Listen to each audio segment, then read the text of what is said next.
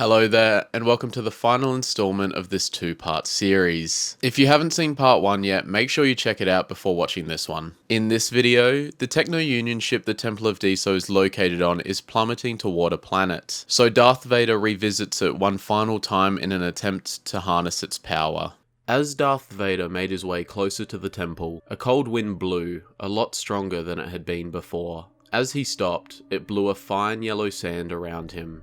Sand from Tatooine. The vergence was powerful, and it had been growing stronger since its return to the real universe. It was almost like its hyperspace prison had been keeping the vergence in check. Making it to the cargo bay once more, the wind blew up into a hurricane gale, the temperature dropping enough to create frost on Vader's helmet. He pressed on, leaning into the wind, but his progress was slowing due to the energy of the vergence spilling out of the temple. From the carved stone doorway came a kind of smoke, swirling in the wind. It darkened to purple, then to black, a dark energy crackling within its twisted tendrils. The wind died and Vader stopped. In front of him, standing in the temple doorway, was Darth Vader.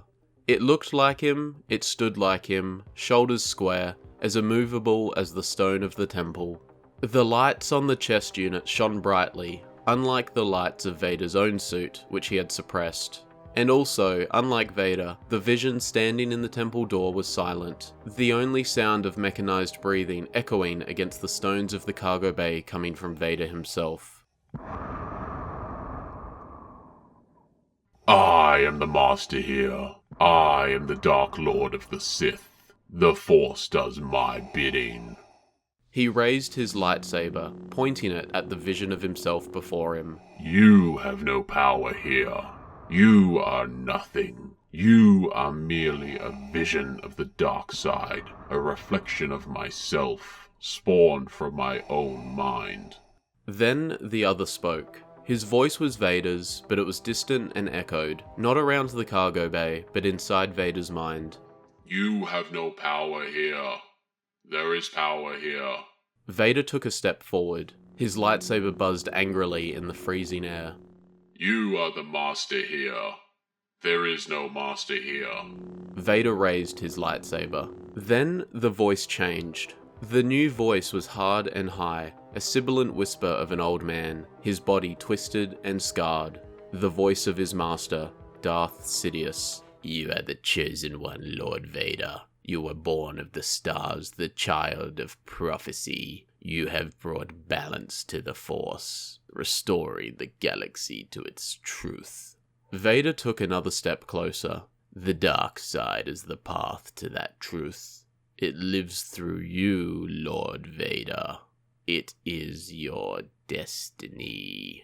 Darth Vader, Master of Evil. Darth Vader, the Great Unmaker. Vader stood before the vision, breathing. He extinguished his lightsaber and approached the figure. The shadows moved around him, pulling at his cloak, and the cargo bay echoed now with the maniacal cackle of the Emperor. Darth Vader walked straight through the figure and into the temple, unhindered, because there was nothing there.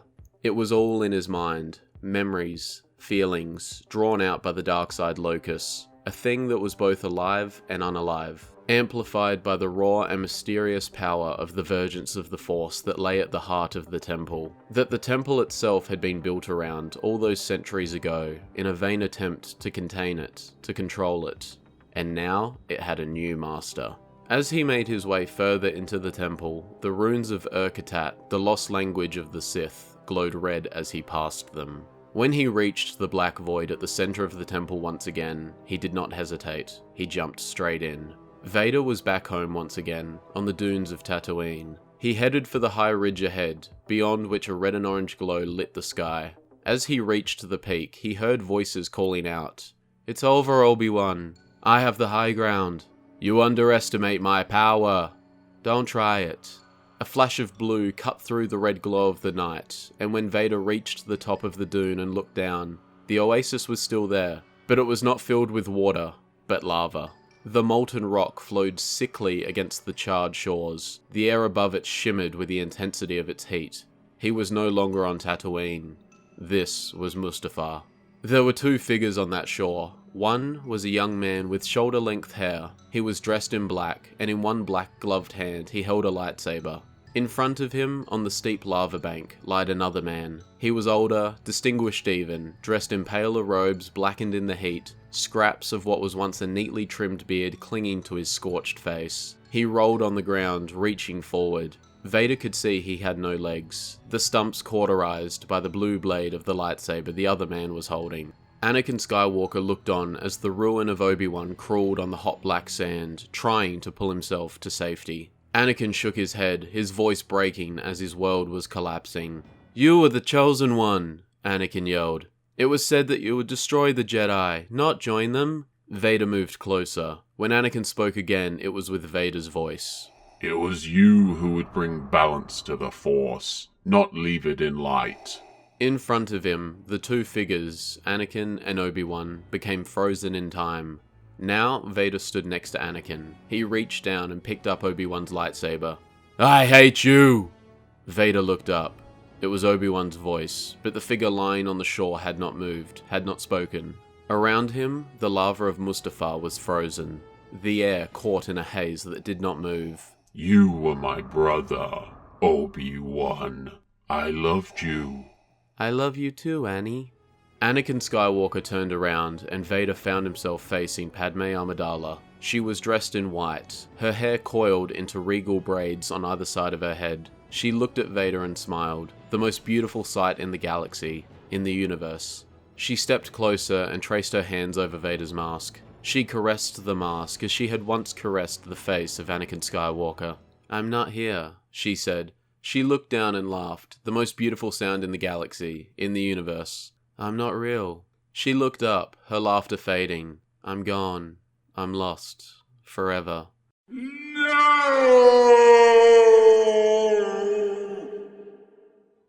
Vader's voice was that of a young man, muffled by the heavy helmet. He scrambled to pull the mask off, but when he did, Padmé's smile returned. She stroked his exposed face again with the back of her hand, with the backs of her fingers. They followed the line of his proud jaw. They traced the scar down his brow. They curled through his lush brown hair. "Annie?" She laughed again. Vader laid his hands on her shoulders and drew her in. Padmé rested her head against his chest and sighed. "I can bring you back. It can be just like before. We can change what has happened. We can be together again, like we were never apart." "Annie, can I ask you a question?" "Anything, my love. Anything." "Did you ever hear the tragedy of Darth Plagueis the Wise?" Vader froze. Under his hands, Padmé's body cooled until it was as frozen as carbonite. "What? Padmé, I thought not," Padmé said. "It's not a story the Jedi would tell you. It's a Sith legend." Vader looked up. Over Padmé's shoulder, he saw the long train of her white dress begin to smolder on the black sand. "The dark side of the Force is a pathway to many abilities some consider to be unnatural, Annie." She whispered in his ear, "The past is another place. It is a place you cannot conquer, a place you can only destroy. That's the only way to become what you are meant to be." Vader knew this was the truth. It was the only way. His master had promised him many, many things. The esoteric and awful arts known only to the Sith. The secrets and mysteries of the dark side. And above all else, power. Darth Vader is the Chosen One.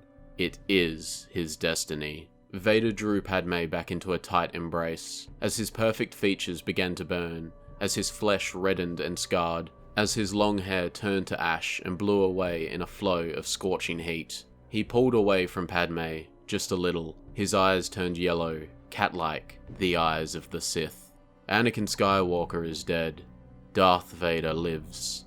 There was a searing tear, as loud as the end of the world, as the vision of Mustafar vanished, leaving only Vader and Padmé standing in a void of total darkness, lit with an evil red light. Padmé looked down. The hilt of Vader's saber pressed against her torso. From her back, the red blade protruded. She smiled. "Goodbye, Annie." And then she was gone, taking the red light with her, leaving nothing but infinite and complete darkness. And in that darkness, Darth Vader breathes. And that is part 2 of what Darth Vader saw in the Temple of Diso. Make sure to check out part 1 if you haven't already. If you enjoyed the video, feel free to leave a like. Something so small can really help the channel. If you want to see more Star Wars lore content, make sure to click the subscribe button for more videos just like this one. And until next time, may the Force be with you, always.